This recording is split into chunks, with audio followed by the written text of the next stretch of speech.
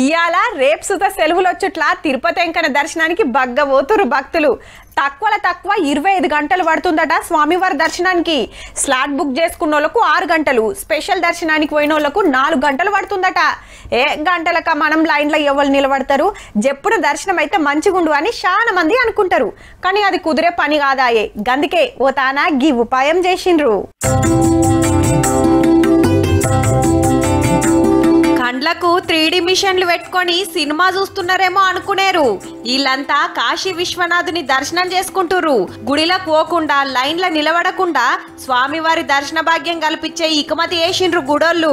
VR technology ఆడకం చేసి భక్తులు స్వామివారి గుడిలకు పోయినట్టు, గర్భగుడిలా తిరిగినట్టు, స్వామివారికి అభిషేకం చేస్తున్నట్టు 11 నిమిషాల 50 సెకండ్ల 3D వీడియోల కాశీ ఘాట్ల కాంచెలి తిరిగి చూసిన ఫీలింగ్ వస్తదట.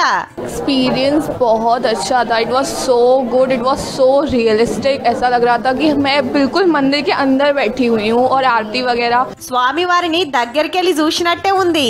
కాశీ మొత్తం చూసినా అని చెప్పుకుంటా చిన్న సంబురం కాదు షెల్లెమ్మది. అందరు భక్తులతో పాటు లైన్ల నిలబడి పోతే గింత మంచిగా దర్శనం కాదు అనుకొస్తున్నాడు गी అన్న. भीड़ भाड़ की वजह से अच्छे दर्शन नहीं मिल पाते, लेकिन 3D के माध्यम से ऐसा अनुभव आपको रहेगा कि आप साक्षात बाबा के अंदर गर्भगृह में बैठे हुए हैं. उनके 5 पहर की आरती आपको दिखाई जा रही है. భక్తులకు కాశీ విశ్వనాథుని దగ్గరికెళ్ళి చూపెట్టాలని గీకమతి చేసిరట. ఆల్రెడీ మే 5 తారీఖు నుంచి జూన్ 4 దాకా గుడిలో పనిచేస్తోళ్ళకు చూపిస్తే మస్తుంది అనుకొచ్చిరట. ఇక ఇప్పుడు భక్తులకు చూపిస్తున్నట్టు. గుడి పక్కకే ఓ సెంటర్ తెరిస్తే 3Dలా స్వామిని చూసి చిన్నగా మురుస్తలేరు భక్తులు. మా వంతు ఎప్పుడొస్తుందా అని ఏటింగ్లు ఉన్నారు వీళ్ళంతా.